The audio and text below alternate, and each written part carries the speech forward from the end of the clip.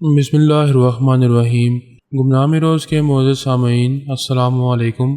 آئیے چلتے ہیں کہانی کی طرف۔ آرمی کے اعلیٰ افسر نے کہا، یہ الزام غلط ہے کہ ہم نے سونیا کو ہلاک کرانے کی کوشش کی تھی۔ البتہ یہ درست ہے کہ ہم نے غیر معمولی مشین کو حاصل کرنے کی بھرپور کوششیں کی۔ دنیا کے تمام حکمران طاقت حاصل کرنے کی کوشش کرتے ہیں۔ تمہارے پاس اس مشین کی جو غیر معمولی قوت ہے وہ ہم بھی حاصل کرنے کا حق رکھتے ہیں، مگر ایسی کوششوں کے دوران ہماری طرف سے کسی کو جانی نقصان نہیں پہنچایا گیا ہے۔ تم لوگوں نے جانی نقصان پہنچانے کی کوششیں کی مگر ناکام رہے۔ ہماری غیر معمولی مشین نے تمہارے ان اعلیٰ کوروں کی متحرک تصویریں اور باتیں ریکارڈ کی ہیں۔ انہوں نے یہ تسلیم کیا ہے کہ امریکی ٹیلی پیتھی جاننے والے ان کے ذریعے سونیا کو ہلاک کرنا چاہتے ہیں اور ان کی رہنمائی کر رہے ہیں۔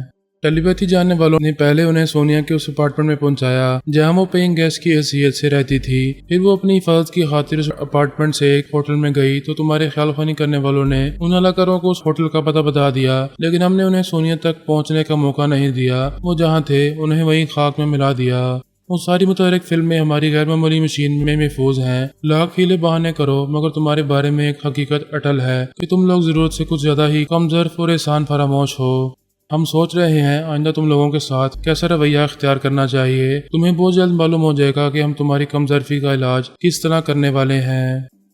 تمام اکابرین یہ باتیں سن رہے تھے اور پریشان ہو رہے تھے۔ یہ بات انہیں صدمہ پہنچا رہی تھی کہ غیر معمولی مشین جیسا ہتھیار ان کے پاس تباہ ہو گیا۔ اگر وہ مشین ثابت و سالم ان کے پاس پہنچتی تو بھی مسلمانوں کو منہ توڑ جواب دیا جاتا۔ ناکامی ان کا مقدر بن گئی تھی۔ وہ صرف مسلمانوں کے مقابلے پر ہی نہیں، سیارے والوں کے مقابلے پر بھی ناکام ہوتے آئے تھے۔ انہوں نے اپنے انٹیلیجنس اور ٹیلی پیتھی جاننے والوں سے کہا، ہمارے ستارے گردش میں ہیں، ہم اپنے ٹھوس منصوبوں پر عمل کرتے ہیں پھر بھی ناکام ہوتے رہتے ہیں۔ فی الحال بابا صاحب کے دائرے اور فراد کی فیملی کے خلاف کوئی سازش نہ کی جائے۔ اگر کسی پلاننگ کے نتیجے میں 100% کامیابی کا یقین ہو تب ان کے خلاف کارروائی کی جائے۔ انہوں نے اپنے ٹیلی پیتھی جاننے والوں کو سختی سے منع کیا اور کہا کہ سونیا پر کبھی حملہ نہ کیا جائے۔ اگر وہ کہیں نظر آئے تو اسے نظر انداز کر دیا جائے۔ ہم آئندہ مزید نقصانات اٹھانے کے متحمل نہیں ہیں۔ اربالا اپنی خفیہ رہائش گاہ میں بیٹھا مشین کی اسکرین پر ان تمام اکابرین کو باری باری دیکھ رہا تھا۔ اس نے وہ دھمکیاں بھی سنی تھیں جو بابا صاحب کے دائرے سے دی گئی تھیں اور اب ان اکابرین کے درمیان ہونے والی گفتگو بھی سن رہا تھا۔ اس نے گریڈی شورا سے رابطہ کرتے ہوئے اپنی کارکردگی کی رپورٹ اسے سنائی۔ اس نے خوش ہو کر کہا، یہ تو نے اچھا کیا کہ دور ہی دور سے سونیا پر قاتلانہ حملہ کرایا۔ وہ اور بابا صاحب کے دائرے والے دھوکہ کھا رہے ہیں اور اکابرین کو اپنا دشمن سمجھ رہے ہیں۔ اس نے پوچھا، مجھے کیا کرنا چاہیے؟ فی الحال سونیا پر حملے نہ کرنا۔ مسلمانوں کو یہی سمجھنا چاہیے کہ وہ اکابرین ان کی دھمکی سے سہم گئے ہیں اور اب ان سے دشمنی نہیں کریں گے۔ آئندہ تو دوسرے پہلوؤں سے انہیں ایک دوسرے کا دشمن بنائے گا۔ میں تیری رہنمائی چاہتا ہوں۔ تو نے دوسرا اچھا کام یہ کیا کہ غیر معمولی مشین کو ان اکابرین تک پہنچانے کی کوشش کی۔ یہ بھی اچھا ہوا کہ وہ مشین ان کے ہاتھ نہ لگی، کسی کی نہ رہی، تباہ ہو گئی۔ آئندہ تجھے مسلمانوں کی طرف سے ان اکابرین پر بھرپور حملہ کرنا چاہیے۔ تو وہاں بیٹھا ان اکابرین کی کمزوریوں کو، ان کے رازوں کو اچھی طرح سمجھ رہا ہے۔ انہی رازوں اور کمزوریوں کے حوالے سے تجھے ان پر حملہ کرنا چاہیے۔ میں پہلے کی طرح کوئی غلطی کیے بغیر اس بار بھی ضرور کامیابی حاصل کروں گا۔ کیا تیرے ذہن میں کوئی بات ہے؟ اگر ہے تو مجھے بتا کیا کرنا چاہتا ہے۔ ابھی میں تمام اکابرین کے اندر پہنچ کر باری باری ان کے خیالات پڑھوں گا اور سوچوں گا کہ ان کی کس کمزوری کو، کس راز کو اچھالا جا سکتا ہے۔ بہرحال اس بار مسلمانوں کی طرف سے زبردست حملے کا ناٹک کیا جائے گا۔ اربالا نے رابطہ ختم کر دیا، پھر امریکی اکابرین کی طرف توجہ دینے لگا۔ اپنی مشین کی اسکرین پر انہیں باری باری دیکھنے لگا۔ چند اکابرین ایک کمرے میں بیٹھے ساؤتھ ایشیا کے معاملات پر بات کر رہے تھے۔ ایک کہہ رہا تھا، ہم ساؤتھ زون میں انڈیا کو مضبوط کرتے رہیں گے تو جمہوریہ چین اپنی سرحدوں سے آگے بڑھ کر انڈیا، پاکستان، ازبکستان اور افغانستان وغیرہ کو اپنے زیر اثر نہیں لا سکے گا۔ فوج کے ایک اعلیٰ افسر نے کہا، انڈیا ہمیشہ روس سے دوستی کرتا رہا۔ اس کے زوال کے بعد اب کسی حد تک ہماری طرف دوستی کا ہاتھ بڑھانے لگا ہے، لیکن وہ پوری طرح ہمارے قابو میں نہیں ہے۔ دوسرے اعلیٰ افسر نے کہا، افغانستان کو تو ہم نے پوری طرح کھنڈر بنا دیا ہے، وہاں اپنی مرضی کی حکومت قائم کر رہے ہیں۔ پاکستان کو اس قدر مقروض بنا دیا گیا ہے کہ وہ ہمیشہ ہماری چٹکی میں رہتا ہے۔ ہم جب چاہیں گے اسے مسل ڈالیں گے، لیکن انڈیا ایک چٹکی میں نہیں آئے گا، اسے پوری طرح مٹھی میں لینا ہوگا۔ ایک اعلیٰ عہدیدار نے کہا، انڈیا کو بھی ہماری طرح جمہوریہ چین سے خطرہ ہے۔ وہ اپنی فوجی قوت کو بڑھانے، ایٹمی طاقت بننے کے لیے ہم سے معاہدہ کرنے والا ہے۔ اس سلسلے میں ہماری وزارت خارجہ کا ایک خاص نمائندہ انڈیا پہنچنے والا ہے۔ وہاں ابتدائی گفتگو ہوگی، ابتدائی سمجھوتے پر دستخط کیے جائیں گے، پھر ان کی اور ہماری آرمی کے سربراہوں کے درمیان فائنل سمجھوتا ہوگا۔ اس کے بعد ہم انڈیا کو ایشیا کی سب سے بڑی ایٹمی قوت بنائیں گے۔ کربلا ان کی باتیں سن رہا تھا اور سوچ رہا تھا۔ پھر اس نے آرمی کے ایک اعلیٰ افسر کے دماغ میں ایک خیال پیدا کیا، جو خاص نمائندہ یہاں سے جا رہا ہے، مجھے اس سے رابطہ کرنا چاہیے۔ اس اعلیٰ افسر نے گھڑی میں وقت دیکھتے ہوئے اپنے ساتھیوں سے کہا، مسٹر والٹر اسکاٹ انڈیا پہنچ گئے ہوں گے؟ دوسرے نے کہا، ہاں پہنچ تو گئے ہوں گے۔ اعلیٰ افسر نے اپنا موبائل فون اٹھا کر نمبر پنچ کرتے ہوئے کہا، اگر والٹر اسکاٹ نے یہ ابتدائی معاملات طے کر لیے تو انڈیا ہماری مٹھی میں ہوگا اور جمہوریہ چین کی طرف سے بھی خطرہ بہت کم ہو جائے گا۔ رابطہ ہوتے ہی والٹر کی آواز سنائی دی، ہیلو مسٹر پیٹرسن، میں بھی آپ کو فون کرنے ہی والا تھا۔ انڈیا پہنچ گیا ہوں، یہاں میرا اور میرے مشیروں کا شاندار استقبال کیا گیا ہے۔ یہاں رات ہو چکی ہے، کل صبح 10 بجے ہماری میٹنگ ہوگی اور تمام معاملات طے ہوں گے۔ معاہدے پر دستخط ہوتے ہی میں سب سے پہلے آپ کو خوشخبری سناؤں گا۔ کربلا نے والٹر کی آواز اور لب و لہجہ سنتے ہی اسے آڈیو سسٹم کے ذریعے کیچ کیا، پھر مشین کو آپریٹ کرنے لگا۔ چند منٹوں کے اندر ہی والٹر اسکرین پر دکھائی دینے لگا۔ وہ اس کے دماغ میں پہنچ گیا تھا، لیکن اس کے خیالات پڑھنا ضروری نہیں تھا۔ دوسری صبح 10 بجے اس سے نمٹا جا سکتا تھا۔ وہ دماغی طور پر حاضر ہو گیا، اپنی مشین کو بند کر کے سوچنے لگا کہ کس طرح ان کے منصوبوں کو خاک میں ملایا جائے اور اس کا الزام مسلمان ٹیلی پیتھی جاننے والوں پر لگایا جائے۔ کربلا نے میری پوری ہسٹری پڑھی تھی۔ اسے معلوم تھا کہ پاکستان میرا آبائی وطن ہے۔ میں کس صوبے اور کس شہر میں پیدا ہوا تھا یہ اسے یاد نہیں رہا تھا۔ یہ معلوم کرنے کے لیے وہ مورا کے اندر چپ چاپ پہنچ گیا۔ وہ پورس کے ساتھ کھانے کی میز پر تھی، دونوں باتیں کر رہے تھے۔ اس نے تربالہ کی مرضی کے مطابق پورس سے پوچھا، یہ تو میں جانتی ہوں کہ پاپا پاکستان میں پیدا ہوئے تھے، لیکن ان کا تعلق کس علاقے سے ہے؟ پورس نے کہا، وہ پنجاب کے ایک چھوٹے سے شہر شاہ کوٹ میں پیدا ہوئے تھے۔ وہ بولی، تم نے اپنے آبائی وطن کو بالکل ہی تنہا چھوڑ دیا ہے، بلکہ بلا دیا ہے۔ وہ اس بات میں سر ہلاتے ہوئے بولا، ہاں ایک بار پاپا کہہ رہے تھے کہ شاہ کوٹ اور لاہور میں اپنی جائیداد بنانی چاہیے، وہاں رہائش کے لیے خوبصورت کوٹھیاں بنائی جائیں گی اور ہم کبھی کبھی وہاں جا کر رہا کریں گے۔ تربالہ کے لیے اتنی ہی معلومات کافی تھی۔ وہ اپنی جگہ دماغی طور پر حاضر ہو گیا۔ دوسری صبح 10 بجے والٹر کو شاہانہ پروٹوکول دیا گیا اور راجدھانی کے کانفرنس ہال میں آیا۔ وزارت خارجہ کے سیکرٹری اور آرمی کے اعلیٰ افسر نے اس کا گرم جوشی سے استقبال کیا۔ وہ سب اپنے اپنے مشیروں کے ساتھ ایک میز کے اطراف بیٹھ گئے۔ والٹر کے اپنے سیکیورٹی گارڈز تھے جو اس کے پیچھے کھڑے تھے۔ تربالہ مشین کے اسکرین پر انہیں دیکھ رہا تھا اور والٹر کے اندر پہنچا ہوا تھا۔ دونوں ممالک کے نمائندے باہمی تعاون کے متعلق ایک دوسرے سے باتیں کر رہے تھے۔ ایسے وقت تربالہ نے ایک عورت کی آواز بناتے ہوئے والٹر کے اندر کہا، مجھے پاکستان اور جمہوریہ چین کے خلاف یہ معاہدہ پسند نہیں ہے۔ وہ دونوں ہاتھوں سے سر تھام کر بولا، یہ میرے اندر کیسی آواز سنائی دے رہی ہے؟ انڈین آرمی کے ایک اعلیٰ افسر نے پوچھا، کیا بات ہے مسٹر والٹر اسکاٹ، آپ کے ساتھ پرابلم کیا ہے؟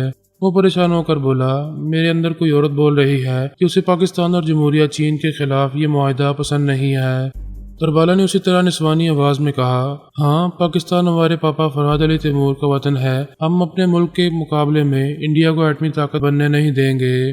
والٹر انڈین آرمی کے اعلیٰ افسر اور وزارت خارجہ کے سیکرٹری سے کہہ رہا تھا، ابھی وہ میرے اندر کہہ رہی ہے کہ پاکستان اس کے پاپا فرحاد علی تیمور کا وطن ہے اور وہ اپنے ملک کے مقابلے میں انڈیا کو ایٹمی طاقت بننے نہیں دے گی۔ تربالہ نے اس کے اندر کہا، ہاں اور ان سے یہ بھی کہو کہ جمہوریہ چین ہمارا بہترین دوست ہے، ہم اس کے خلاف انڈیا کو ایٹمی قوت بننے نہیں دیں گے۔ والٹر ان سب کے سامنے تربالہ کے الفاظ دہرا رہا تھا، اس کی مرضی کے مطابق کہہ رہا تھا، کیا تم یہ جانتے ہو کہ میرے پاپا پنجاب کے ایک چھوٹے سے شہر شاہ کوٹ میں پیدا ہوئے تھے، ہم کبھی اس شہر کو، اس ملک کو انڈیا سے کمتر ہونے نہیں دیں گے۔ تربالہ نے والٹر کے دماغ پر قبضہ جما لیا۔ وہ اپنی جگہ سے اٹھ کر باڈی گارڈ سے بولا، اپنا ریوالور مجھے دو۔ وہ حکم کا بندہ تھا، اس نے حکم کی تعمیل کی اور اپنا ریوالور اس کے حوالے کر دیا۔ اس نے سیفٹی کیچ ہٹایا، پھر اس کی نال اپنی کن پٹی سے لگاتے ہوئے کہا، اب مجھے عورت کے ساتھ کسی مرد کی بھی آواز سنائی دے رہی ہے۔ یہ مسلمان ٹیلی پیتھی جاننے والے مجھے حکم دے رہے ہیں کہ میں خودکشی کر لوں، اور میں اس وقت اپنے اختیار میں نہیں ہوں، اپنی جان لے رہا ہوں۔ اس کانفرنس ہال کے سبھی لوگ اٹھ کر کھڑے ہو گئے، پریشان ہو کر اسے دیکھنے لگے، اسے منع کرنے لگے کہ وہ ریوالور کو اپنی کنپٹی سے ہٹا لے، مگر وہ دھمکی دے رہا تھا، کوئی بھی میرے قریب آئے گا تو میں خود کو مارنے سے پہلے اسے گولی مار دوں گا، میرا نشانہ بہت پکا ہے، دیکھو میری نشانہ بازی اپنی آنکھوں سے دیکھو۔ یہ کہتے ہی اس نے وزارت خارجہ کے سیکرٹری کو گولی مار دی۔ اس سے پہلے کہ وہ کسی دوسرے پر گولی چلاتا، انڈین آرمی کے ایک اعلیٰ افسر نے اس کے بازو پر گولی ماری۔ وہ لڑکھڑا کر پیچھے گیا، اس کے ہاتھ سے ریوالور گر پڑا۔ वहाँ खड़े हुए इंडिया के तमाम मुसल्लह बॉडी गार्ड्स ने वाल्टर स्कॉट के बॉडी गार्ड्स को निशाने पर रख लिया, उनसे हथियार फेंकने को कहा। फिर आला अफसर ने हुक्म दिया मिस्टर वाल्टर और उनके मशीरों को हिरासत में रखा जाए। एक अमेरिकी नुमाइंदे ने वजारत खारजा के सेक्रेटरी को हलाक किया था। ये कोई मामूली बात नहीं थी। उनके दरमियान होने वाली दोस्ती दुश्मनी में बदल सकती थी। इंडिया से लेकर अमेरिका तक हलचल सी पैदा हो गई कि ये अचानक क्या हो गया है। दूसरे अमेरिकी नुमाइंदे और इंटेलिजेंस वाले इंडिया पहुंच गए थे। इंक्वायरी हो रही थी। वाल्टर स्कॉट हिरासत में ज़ेरे इलाज था। वो यही बयान दे रहा था कि मुसलमान टेलीपैथी जानने वालों ने उसके दिमाग पर कब्जा जमा लिया था। वो अपने इख्तियारात से बाहर हो गया था, इसीलिए उसने ऐसी वारदात की है। अमेरिका और इंडिया के अकाबरीन बाबा साहब के दायरे से राब्ता कायम करने लगे, इल्ज़ाम देने लगे। इंडिया के अकाबरीन पूछ रहे थे कि मुसलमान टेलीपैथी जानने वालों ने ख्वामख्वाह हमसे दुश्मनी क्यों की है, और अमेरिकी अकाबरीन कह रहे थे दरअसल दुश्मनी हमसे की गई है और हमारी वजह से एक इंडियन आला ओहदेदार को गोली मारी गई है। अमेरिका और इंडिया के दरमियान होने वाले एक मुआहदे को बड़े ही गैर इंसानी तरीके से रोका गया है। बाबा साहब के इदारे से जवाब दिया गया, ये सरासर मुसलमान टेलीपैथी जानने वालों पर इल्ज़ाम है। हम में से किसी ने ऐसी कोई गैर इंसानी हरकत नहीं की है। बाबा साहब के इदारे की तरफ से इनकार किया जा रहा था, लेकिन मुसलमानों के खिलाफ ठोस सबूत ये था कि वाल्टर कस्में खाकर बयान दे चुका था और कितने ही इंडियन ओहदेदार और आर्मी के आला अफसरान चशमदीद गवाह थे। वाल्टर के बयान के मुताबिक मुसलमान टेलीपैथी जानने वालों ने साफ तौर पर यह कहा था कि उन्हें अमेरिका और इंडिया के दरमियान होने वाला मुआहदा पसंद नहीं है। वाल्टर ने ख्यालखानी करने वाली एक औरत की आवाज़ सुनी थी। ये उस औरत के अल्फाज थे कि पाकिस्तान उसके पापा फरहाद अली तैमूर का वतन है, वो उस मुल्क को इंडिया के मुकाबले में कमतर होने नहीं देगी। हमारे कितने ही ख्यालखानी करने वाले वाल्टर स्कॉट के अंदर पहुंचकर उसके ख्यालात पढ़ रहे थे और ये कह रहे थे कि बेशक उसका बयान अपनी जगह सच है, लेकिन उसके दिमाग में बोलने वाली वो मुसलमान खातून नहीं थी और ना ही कोई मुसलमान टेलीपैथी जानने वाला उसके अंदर गया था। हम हैरान है कि ऐसी वारदात किसने की है और उसकी वजह से हमें क्यों बदनाम किया जा रहा है। बाबा फरीद वास्ती और आला हज़रत असल हकीकत जानते थे, लेकिन खामोश थे। ये कुदरती मामलात थे। जालिमों को ढील दी जा रही थी, फिर उनके गले में पड़े हुए फंदों को सख्त किया जाने वाला था। अल्पा, अली, मौरा और किबरिया सभी टेलीपैथी जानने वाले एक दूसरे के पास आकर इस सिलसिले में बोल रहे थे और समझ रहे थे कि उनके खिलाफ गहरी साजिश की जा रही है। अली ने कहा, सिस्टर अल्पा, हम तीनों के सिवा कोई और खातून टेलीपैथी नहीं जानती है, फिर वाल्टर के अंदर कौन बोल रही थी? अल्पा ने कहा, ये सवाल सबसे अहम है। इसका जवाब मिल जाए तो हकीकत सामने आ जाएगी कि हमारे खिलाफ कौन क्या कर रहा है। किबरिया ने कहा, जो भी कर रहा है बड़ी जबरदस्त प्लानिंग के साथ कर रहा है। ये तो हम अच्छी तरह समझ गए हैं कि कोई मर्द है जो औरत की आवाज में बोलता रहा होगा। अल्पा ने कहा, उसने बातों ही बातों में पापा का जिक्र किया है, पाकिस्तान से दिली और जज्बाती वाबस्तगी जाहिर की है, ये तासुर दिया है कि हमने ही वो वारदात की है। बड़े ही ठोस सबूत और चशमदीद गवाह थे। अल्पा वगैरह के इनकार के बावजूद ये यकीन से कहा जा रहा था कि अल्पा और अली फरहाद अली तैमूर को पापा कहती हैं। उन्होंने ही वाल्टर के दिमाग पर कब्जा जमाकर वजारत खारजा के सेक्रेटरी को हलाक किया है और उन दो मुल्कों के दरमियान होने वाले मुआहदे को सबोताज किया है। पारस ने अल्पा से कहा, समझ में नहीं आता हम किसे इल्जाम दें। अमेरिकी टेलीपैथी जानने वाले किसी औरत की आवाज बनाकर ऐसा नहीं करेंगे, क्योंकि ऐसा करने से उनके मुआहदे को नुकसान पहुंचता। अल्पा ने कहा, हो सकता है उनका ये मुआहदा महज ड्रामाबाजी हो। उन्होंने हमें बदनाम करने के लिए वाल्टर को वहाँ मुआहदे के लिए भेजा था। उन्हीं का कोई टेलीपैथी जानने वाला वाल्टर को और इंडिया के आला ओहदेदारों को अब तक यही समझा रहा है कि मुसलमानों ने ऐसा किया है। उन्होंने जापान में सोनिया को हलाक करने की कोशिश की थी और उससे गैर मामूली मशीन छीन ली थी, जिसके नतीजे में खुद अमरीकियों को नुकसान पहुंचा था। ऐसे में बाबा साहब के दायरे से ये धमकी दी गई थी कि वो काबरीन की कमदर्फी और एहसान फरामोशी का इलाज करेंगे, और वो इलाज अब जाहिर हो रहा था। उन्हें सजा देने के लिए अमरीका और इंडिया के मंसूबों को खाक में मिलाया गया था। हिंदुस्तानियों की नज़रों में अमरीकियों को बदनाम किया गया था। मौला इस सिलसिले में ना कुछ जानती थी ना बोल रही थी। अल्पा और अली हिंदुस्तानी काबरीन को समझाने की कोशिशें कर रहे थे कि उनके खिलाफ साजिश की जा रही है। उन्होंने ख्यालखानी के जरिए इंडिया के कभी किसी शख्स को खामखा कोई नुकसान नहीं पहुंचाया है। जब कभी उनसे दुश्मनी की गई तो उन्होंने जवाबन कार्रवाई की। फरहाद अली तैमूर की फैमिली का पिछला तमाम रिकॉर्ड पढ़ा जाए, सच्चाई साबित हो जाएगी। तरबला ने ऐसी जबरदस्त चाल चली थी कि सब ये काबरीन मुसलमान टेलीपैथी जानने वालों को अपना दुश्मन कह रहे थे। کبریا نے کہا ان دونوں ممالک کے درمیان بہت ہی اہم معاہدہ ہونے والا تھا۔ اس طرح انڈیا پورے ایشیا میں سب سے بڑی ایٹمی طاقت بن جاتا اور امریکہ کا سب سے بڑا فائدہ یہ ہوتا کہ وہ انڈیا کو جمہوریہ چین کے خلاف ڈھال بنا کر رکھتا۔ وہ شروع سے ہی یہ چاہتا ہے کہ جمہوریہ چین اپنی سرحدوں سے آگے نہ بڑھے۔ ان حقائق کے پیش نظر ہمیں یہ رائے قائم نہیں کرنی چاہیے کہ امریکی ٹیلی پیتھی جاننے والوں نے خود ہی اپنے منصوبوں کو خاک میں ملایا ہے۔ ہرگز نہیں، وہ کبھی یہ غلطی نہیں کر سکتے، یہ کسی اور کی سازش ہے۔ الپا نے کہا ٹیلی پیتھی کی دنیا میں ہم 3 عورتوں کے سوا اور کوئی خیال خوانی کرنے والا نہیں ہے۔ اگر کسی مرد نے عورت کی آواز بنائی ہے تو پھر وہ خیال خوانی کرنے والا شخص کون ہو سکتا ہے؟ کیا تم یہ کہنا چاہتے ہو کہ ہمارا کوئی نیا دشمن پیدا ہو گیا ہے؟ کبریا نے اس بات میں سر ہلاتے ہوئے کہا 2 باتیں میرے دماغ میں ہیں، ایک تو یہ کہ کوئی نیا دشمن پیدا ہو گیا ہے، دوسری بات یہ کہ سیارے والے واپس آ گئے ہیں اور بڑی رازداری سے ہمارے خلاف ایسی حرکتیں کر رہے ہیں۔ اس کی اس بات نے سبھی کو چونکا دیا۔ وہ سنجیدگی سے اس پہلو پر غور کرنے لگے۔ انہوں نے سونیا کو مخاطب کرتے ہوئے کہا ماما، آپ تمام حالات سے واقف ہیں، یہ دیکھ رہی ہیں کہ کس طرح ہمیں بدنام کیا جا رہا ہے۔ کبریا نے ابھی کیا سرائی کی ہے کہ سیارے والے یہاں پہنچ گئے ہیں، وہ بڑی رازداری سے ایسی حرکتیں کر رہے ہیں، آپ اس سلسلے میں کیا کہیں گی؟ سونیا نے کہا میرے بیٹے کی کیا سرائی درست ہو سکتی ہے، کوئی بات ناممکن نہیں ہے۔ ہم اس خوش فہمی میں نہیں رہنا چاہیے کہ سیارے والے ہمیشہ کے لیے شکست کھا کر جا چکے ہیں، وہ کبھی واپس نہیں آئیں گے۔ نہیں، وہ کسی بھی وقت واپس آ سکتے ہیں اور ہو سکتا ہے وہ آ گئے ہوں۔ الپا نے کہا مما، کیا انہیں یہ اندیشہ نہیں ہوگا کہ ہم اپنی غیر معمولی مشین کے ذریعے انہیں دیکھ لیں گے؟ فی الحال میں نہیں دیکھ سکتی، میری مشین تباہ ہو چکی ہے۔ بابا صاحب کے دائرے میں جو مشینیں رکھی ہوئی ہیں ان میں کوئی سیارے والا اسی وقت نظر آ سکے گا جب ان کی تصویر یا ان کے کوڈ نمبرز ہمارے پاس موجود ہوں گے۔ وزرا توقف سے بولی یہ بات یقینی ہے کہ گریٹ شرارا کبھی ہماری دنیا میں نہیں آئے گا، لیکن اپنے خاص نمائندوں کو ضرور بھیجے گا، اور جب تک ان نمائندوں کی صورتیں نظر نہیں آئیں گی، ان کی آوازیں سنائی نہیں دیں گی، تب تک ہمارے ادارے کی مشینیں انہیں کیچ نہیں کر سکیں گی۔ کبریا نے کہا اور جب تک ہم کسی سیارے والے کو یہاں ڈھونڈ نہ نکالیں تب تک یہی کہا جائے گا کہ ہم کیا سرائی کر رہے ہیں۔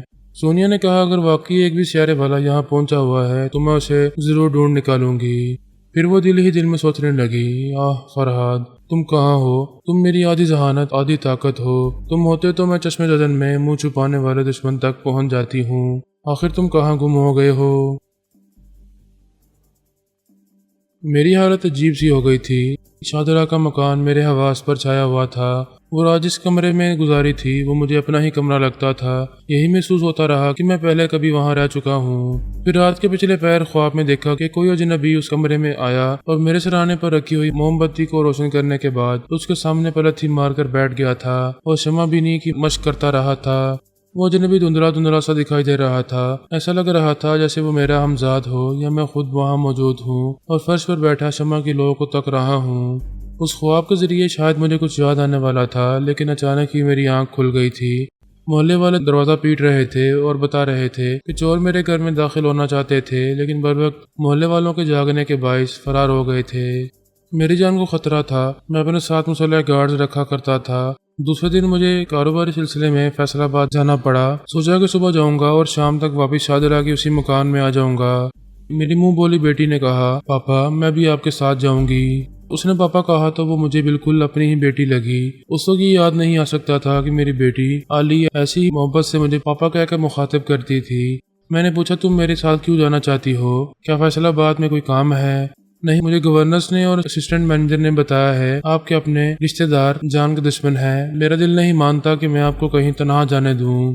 میں نے مسکراتے ہوئے پوچھا تمہیں بندوق چلانی نہیں آتی، میری حفاظت کیسے کرو گی؟ میری بیٹی، میری جان، تمہارا کام میری حفاظت کرنا نہیں ہے بلکہ تعلیم حاصل کرنا ہے۔ تمہیں یہاں رہ کر بہت کچھ سیکھنا ہے۔ پھر اس کے سر پر ہاتھ پھیرتے ہوئے کہا تعلیم کی طرف توجہ دو، میں کل تک واپس آ جاؤں گا۔ میں کوٹھی سے باہر آیا، پورس میں کار کھڑی ہوئی تھی، 3 مسلح باڈی گارڈز موجود تھے۔ میں اسٹیئرنگ سیٹ پر آیا تو ایک میرے برابر بیٹھ گیا، باقی 2 پچھلی سیٹ پر چلے گئے۔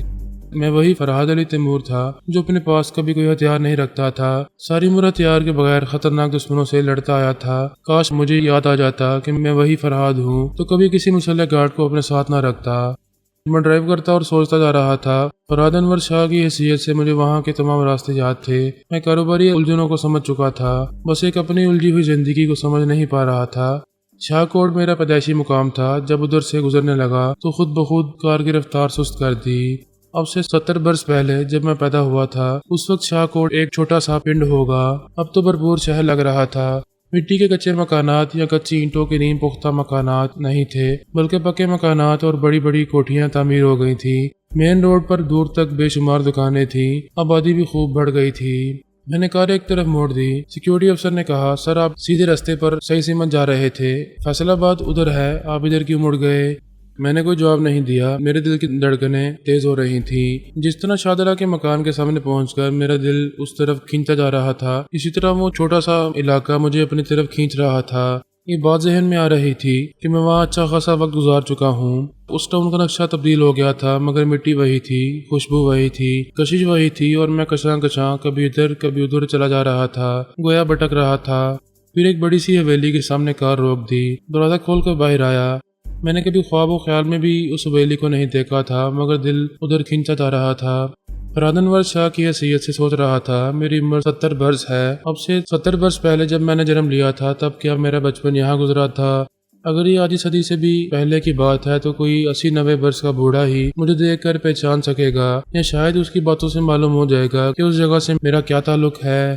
میں 1,10,00,000 روپے کی گاڑی میں وہاں آیا تھا۔ آس پاس سے گزرنے والے پہلے گاڑی کو پھر مجھے دلچسپی سے دیکھ رہے تھے، کچھ لوگ میری عمارت سے متاثر تھے۔ ایک بوڑھے شخص نے قریب آ کر پوچھا، کیا تمہیں یہاں کسی کی تلاش ہے؟ میں نے کہا، میری یادداشت کچھ کمزور ہو گئی ہے، سوچ رہا ہوں جب میں اور آپ ننھے سے بچے ہوں گے تب یہ علاقہ کیا اچھی طرح آباد تھا، کیا اس وقت بھی یہ حویلی یہاں تھی؟ بوڑھے نے کہا، مجھے بچپن کی بہت سی باتیں یاد ہیں۔ ہمارا شاہ کوٹ ان دنوں ایک چھوٹے سے پنڈ کی طرح تھا، بہت کم آبادی تھی۔ آج ہی ہمارے سامنے نئے طرز کی شاندار کوٹھی ہے، مگر ہمارے بچپن میں ایک پرانی سی حویلی ہوا کرتی تھی۔ کیا آپ کو اس حویلی کے پہلے مالک کا نام یاد ہے؟ کیا ان کے بارے میں کچھ جانتے ہیں؟ اس نے انکار میں سر ہلایا، پھر ایک ہاتھ سے حویلی کی طرف اشارہ کرتے ہوئے کہا، وہ سامنے چبوترے پر ایک بابا جی بیٹھے ہوئے ہیں، وہ 90 برس کے ہیں، جب میں بچہ تھا اس وقت وہ جوان تھے، وہ اس سلسلے میں بتا سکیں گے۔ میں نے سیکیورٹی گارڈز کو وہیں رکنے کے لیے کہا، پھر اس بوڑھے شخص کے پاس آ گیا۔ سردی کا موسم تھا، اس لیے وہ دھوپ میں بیٹھا ہوا تھا، بہت ہی بوڑھا اور بیمار تھا۔ میں نے اسے سلام کرنے کے بعد کہا، بابا جی میں نے سنا ہے آپ اس علاقے کے پرانے باشندوں میں سے ہیں۔ اس کا سر شانوں پر ہولے ہولے ہل رہا تھا۔ اس نے پوچھا، کیا بول رہے ہو؟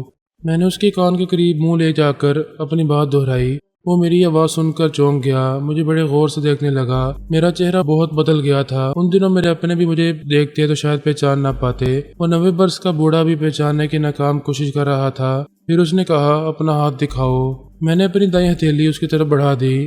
اس نے اپنی دائیں ہتھیلی اس پر رکھ دی۔ وہ بڑھاپے اور کمزوری کے باعث ذرا ٹھہر ٹھہر کر ہل رہا تھا، کسی گہری سوچ میں گم ہو گیا تھا، کچھ سوچ رہا تھا، کچھ سمجھ رہا تھا۔ پھر اس نے کہا، ارے تو فرہاد ہے۔ میں نے کہا، جی ہاں، میرا نام فرہاد انور شاہ ہے۔ اس کا سر پہلے ہی شانوں پر ہل رہا تھا۔ میری سمجھ میں نہیں آیا کہ اس وقت وہ انکار میں سر ہلا رہا ہے۔ وہ کہہ رہا تھا، نہیں، تیرا نام فرہاد علی تیمور ہے، تو اس حویلی کے پہلے مالک کا بیٹا ہے۔ وہ میرے باپ دادا اور دوسرے قریبی جاننے والوں کے نام بتانے لگا۔ مجھے یقین نہیں آ رہا تھا۔ میں نے پوچھا، کیا آپ مجھے چہرے سے پہچان رہے ہیں؟ اس کا سر انکار میں ہل رہا تھا۔ وہ کہہ رہا تھا، آنکھوں کی روشنی بجھ رہی ہے، تو مجھے سایہ سایہ سا دکھائی دے رہا ہے۔ میں اندھیرے میں جی رہا ہوں اور اندھیرے میں بجھے بجھے سے لوگوں کو دیکھ رہا ہوں، تجھے چہرے سے پہچان نہیں سکتا، مگر وہ کھانستے ہوئے بولا، تیری ہتھیلی پر میری ہتھیلی جو کہہ رہی ہے وہ درست ہے۔ میں آنکھوں سے نہیں اپنے دماغ سے پہچان رہا ہوں، اور تو؟ اس نے ایک گہری سانس لے کر کہا، مجھے آخری عمر میں یہ علم حاصل ہوا ہے کہ جب آنکھیں دیکھنے کے قابل نہیں رہتی تو دماغ سے کس طرح دیکھا اور سمجھا جا سکتا ہے، اور تو بھی دماغ کا کھلاڑی ہے۔ میں متاثر ہو رہا تھا، لیکن اس کی باتوں کو درست نہیں مان رہا تھا، کیونکہ وہ مجھے فرہاد علی تیمور کہہ رہا تھا۔ پھر میں نے حیرانی سے پوچھا، دماغ کا کھلاڑی، آپ کہنا کیا چاہتے ہیں؟ تو ٹیلی پیتھی جانتا ہے، کسی کے بھی اندر گھس کر اس کے بھید چرا لیتا ہے۔ اس کی یہ باتیں بڑی ہی دلچسپ مگر مضحکہ خیز تھی۔ میں کبھی یقین کر ہی نہیں سکتا تھا کہ خیال خوانی کا علم مجھے آتا ہے، اگر آتا ہے تو میں اپنے دشمنوں کے دماغ تک کیوں نہیں پہنچ پاتا۔ میں نے کہا، بابا جی آپ جو کہہ رہے ہیں وہ درست نہیں ہے، کیونکہ میں ٹیلی پیتھی نہیں جانتا، یہ نہیں جانتا کہ کسی کے دماغ کے اندر کس طرح پہنچا جا سکتا ہے۔ تیرا دماغ کمزور ہو گیا ہے، تو پچھلی باتیں بھول گیا ہے، اس لیے یہاں آ کر اپنے باپ دادا کی حویلی کو پہچان نہیں پا رہا ہے۔ جا، ابھی چلا جا، جب کبھی خدا کا منظور ہوگا اور تجھے گزری ہوئی باتیں یاد آئیں گی تو میری باتوں کو درست مانے گا۔ میں وہاں سے اٹھ کر اپنی گاڑی میں آ گیا۔ فیصلہ آباد کی طرف جاتے ہوئے بوڑھے بابا کی باتیں دماغ میں گونج رہی تھیں۔ اگرچہ اس وقت وہ باتیں بے تکی معلوم ہو رہی تھیں، پھر بھی انہیں دماغ سے نکال نہیں پا رہا تھا۔ ٹیلی پیتھی کے سلسلے میں اس کی بات پر یقین نہیں کر سکتا تھا، مگر یہ بات دل کو لگ رہی تھی کہ میرے باپ دادا اس حویلی کے پہلے مالک تھے، اور ایسا کہتے وقت بھی وہ نام میں فرق پیدا کر رہا تھا۔ میرا نام فرہاد انور شاہ تھا اور وہ مجھے فرہاد علی تیمور کہہ رہا تھا۔